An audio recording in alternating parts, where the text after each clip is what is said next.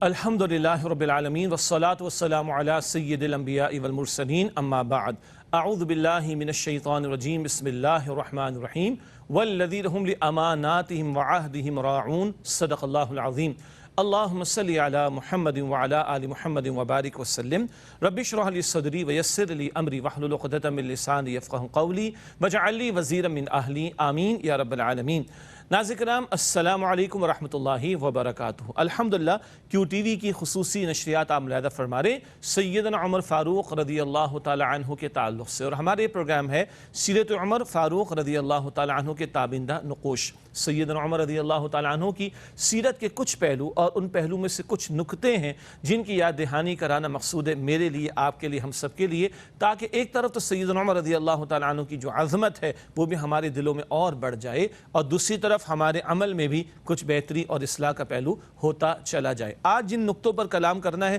وہ سیدنا عمر فاروق رضی اللہ تعالی عنہ کے دور خلافت کے تعلق سے ہے۔ پہلا نقطہ جو میں آپ کے سامنے رکھنا چاہوں گا وہ بڑا اہم نقطہ ہے۔ آج کے دور کے حکمراں ہوں، ہر دور کے حکمراں ہوں، قیامت تک کے حکمراں ہوں، جب ایک مملکت اور ایک ریاست کے نظم و نسق کو اور انتظام کو چلانا ہوتا ہے تو ظاہری بات ہے کہ بہت سارے افراد کو ذمہ داریاں دی جاتی ہیں۔ ذمہ داری دیتے ہوئے ایک وقت ان کی کوالیفیکیشن کو دیکھا جاتا ہے، ان کے تجربے کو دیکھا جاتا ہے، ساتھ ساتھ ان کی امانت اور دیانت کو بھی دیکھا جاتا ہے، لیکن خاص طور پر ایسے لوگ جن کو عوام کے جو ٹیکسز میسر آتے ہیں، عوام کا جو فنڈ گورنمنٹ کو میسر آتا ہے ٹیکسز وغیرہ کی صورت میں، اس کی نگرانی پر لگایا جائے تو ذمہ داری بہت زیادہ بڑھ جاتی ہے۔ بہت توجہ طلب بات ہے، ایک فرد دوسرے فرد کے ساتھ کمی کا معاملہ کرے، دھوکے کا معاملہ کرے، فراڈ کا معاملہ کرے تو یہ ایک فرد سے متعلق جرم ہے، لیکن ایک وہ شخص ہو جو ایک اجتماعی ذمہ داری پر متعین کیا گیا ہو، ریاستی امور میں سے کسی معاملے کو انجام دینے کے لیے متعین کیا گیا ہو،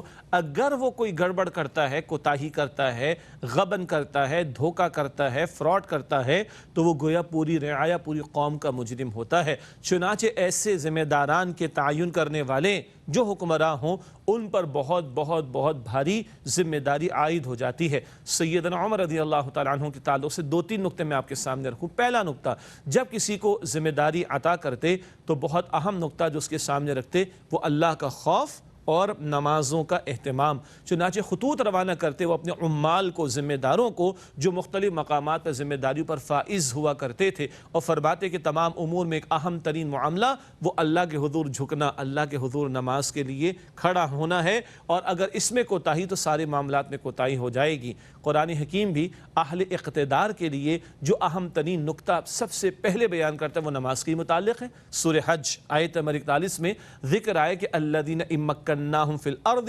اقاموا الصلاۃ وآتوا الزکاۃ وامروا بالمعروف ونہوا عن المنکر، جنہیں ہم زمین میں اختیار اور اقتدار عطا کریں گے وہ نماز قائم کریں گے، زکوٰۃ ادا کریں گے۔ نماز کا مراد قائم کرنا، اس کے نظام کا قائم کرنا بھی ہے۔ نماز قائم کریں گے، زکوٰۃ ادا کریں گے، نیکی کا حکم دیں گے اور بدی سے روکیں گے۔ تو سیدنا عمر رضی اللہ تعالیٰ عنہ ریاست کی امور کے حوالے سے ذمہ داری جب کسی کے حوالے کرتے تو پہلا معاملہ کیا ہوتا؟ پہلا معاملہ ہوتا اس کو خوف خدا کا احساس دلانا اور اس کو نماز کی تلقین کرنا۔ خلافت کے منصب پر فائز ہو جانے کے بعد جو خطبہ انہوں نے عطا فرمایا ان میں ایک بہت اہم بات یہ بھی تھی کہ یاد رکھو کہ سارے معاملات میں جب تک میں قرآن و سنت کے مطابق اللہ تعالیٰ اور اس کے رسول علیہ السلام کی اطاعت کے مطابق تمہیں لے کر چلوں، تم پر میرا حکم ماننا لازم ہے۔ اس کے برعکس معاملہ ہو تو میری بات نہ ماننا۔ اپنی منوانے کی بات نہیں کی، اللہ تعالیٰ اور اس کے رسول علیہ السلام کی اطاعت پر کاربند رہنے کی تلقین فرمائی۔ یہ خطبہ پہلا ہے سیدنا عمر فاروق رضی اللہ تعالیٰ عنہ کا، جس میں انہوں نے یہ رہنمائی لوگوں کو عطا فرمائی۔ یہ قرآنی اصول بھی ہے۔ سورہ حجرات کی پہلی آیت میں ذکر آتا ہے یا ایھا الذین آمنوا لا تقدموا بین یدی اللہ ورسولہ، اے ایمان والو اپنے معاملات کو اللہ تعالیٰ اور اس کے رسول صلی اللہ علیہ وسلم سے آگے نہ بڑھاؤ، یعنی ہر معاملے میں اپنے آپ کو تابع رکھو اللہ تعالیٰ اور اس کے رسول صلی اللہ علیہ وسلم کے۔ یہی رہنمائی سیدنا عمر رضی اللہ تعالیٰ عنہ نے اپنے ذمہ داروں کو دی ہے، عوام کو دی ہے کہ جب سارے معاملات تمہارے سامنے ہوں، جس معاملے میں اللہ اور اس کے رسول علیہ السلام کی اطاعت کے مطابق چلوں، تم پر میری اطاعت کرنا واجب ہے، لازم ہے۔ اس کے برعکس معاملہ ہو تو لازم نہیں ہے۔ آج ہم اپنے گھروں میں اختیار رکھتے ہیں، اپنے اداروں میں اختیار رکھتے ہیں، کوئی مملکت کی سطح پر اختیار رکھتا ہے، ہر فرد کو، مسلمانوں کی بات ہم کر رہے ہیں، ذہن نشین رکھنا چاہیے کہ اپنی منوانے کی بات نہیں کرنی. ہم خود اللہ تعالیٰ کے بندے ہیں اور اللہ تعالیٰ کے حکم کے پابند ہیں، تو اپنی نہیں، اللہ تعالیٰ اور اس کے رسول مکرم صلی اللہ علیہ وسلم کی اطاعت کی روش پر کاربند رہنا اور لوگوں کو اسی پر لانے کی کوشش کرنا، یہ ہمارا فرض اور یہ ہماری ذمہ داری بنتی ہے. اللہ ہم اس کی توفیق عطا فرمائے. ایک اور اہم کام، آج کے دور میں کرپشن ہم سب کو پتہ ہے جی، کتنا ہم لوگ پریشان ہیں اور کتنا کرپشن کے حوالے سے پریشانیاں ہیں اور غبن ہے اور دھوکہ ہے اور فراڈ ہے. اربوں خربوں کی فراڈ کا معاملہ ہو جاتا ہے، اربوں خربوں کی کرپشن کا معاملہ ہو جاتا ہے، پوری قوم کو لوٹ لیا جاتا ہے. ایسا ہی ہے نا، اکثر کون ہوتے ہیں جن کے پاس اختیار آ جاتا ہے، جن کو منصب مل جاتا ہے، جن کو اتھارٹی مل جاتی. ایسا ہی ہے نا، سیدنا عمر رضی اللہ تعالیٰ عنہ نے اس راستے کو کیسے بند کیا، اس دروازے کو کیسے بند کیا، اس کے لیے کیا چیک اینڈ بیلنسز لگائے. بہت سادہ سی بات، جب کسی کو ذمہ داری دی جاتی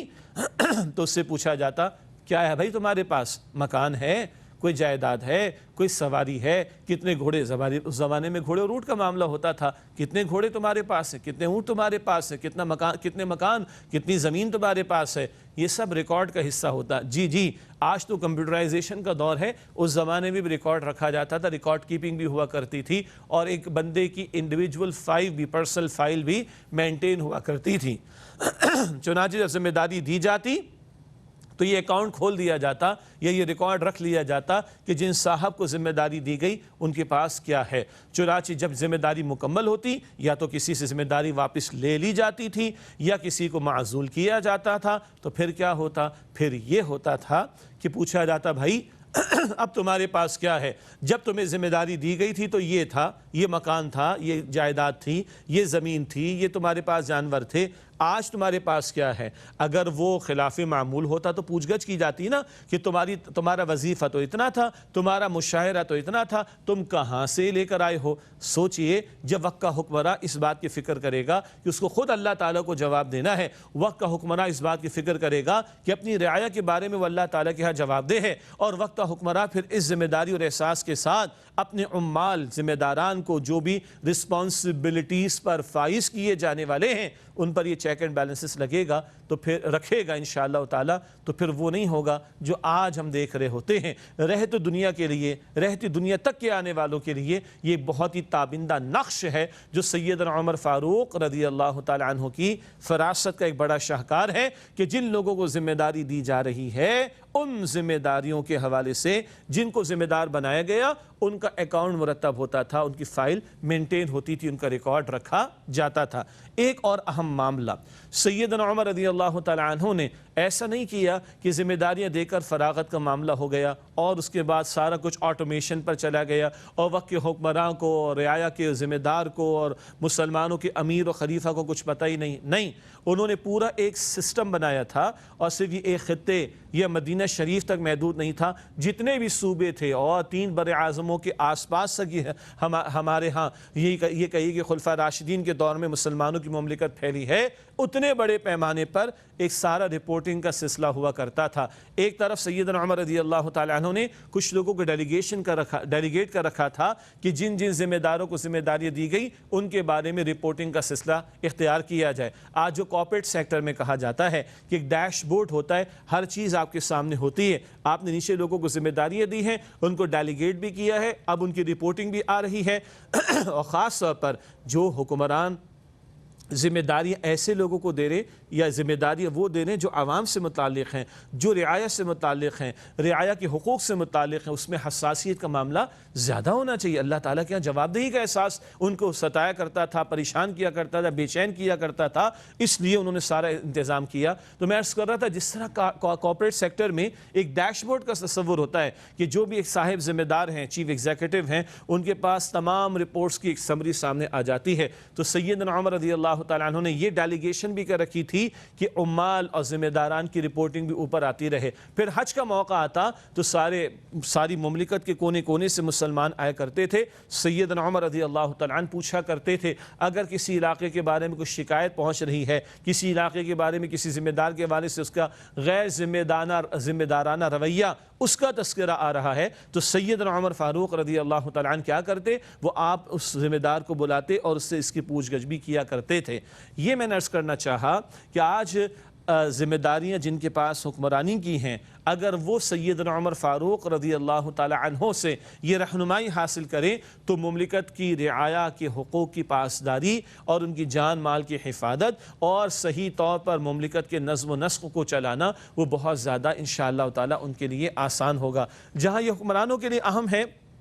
یہاں اداروں کے سربراہوں کے لیے، کارپوریٹ سیکٹر کے جو ذمہ داران ہوتے ہیں کمپنیز کو چلانے والے ان کے لیے، اور انفرادی سطح پر جہاں جہاں جو لوگ ذمہ دار ہیں خاص طور پر مالی معاملات کے حوالے سے، ان کے لیے بھی اس میں بہت زیادہ رہنمائی کا تصور موجود ہے۔ ایک اور اہم نقطہ جو سیدنا عمر رضی اللہ تعالیٰ عنہ کی دور خلافت کے تعلق سے سامنے آتا ہے، ایک صاحب کو ذمہ داری کے علاقے کی دی گئی اور وہاں پر کچھ کوتاہی کا معاملہ ہوا اور ان صاحب کے صاحبزادے نے کہیں کوتاہی کا معاملہ بھی کیا تو ان صاحب کو بلا لیا گیا اور ان سے پوچھ گچھ کی گئی، اور جو ایک رعایا کے ایک فرد کے ساتھ کوئی زیادتی کا معاملہ ہو گیا تھا تو کیا تاریخ جملہ عطا فرمایا، سیدنا عمر فاروق رضی اللہ تعالی عنہ نے ان کی ماؤں نے ان کو آزاد جنا تھا۔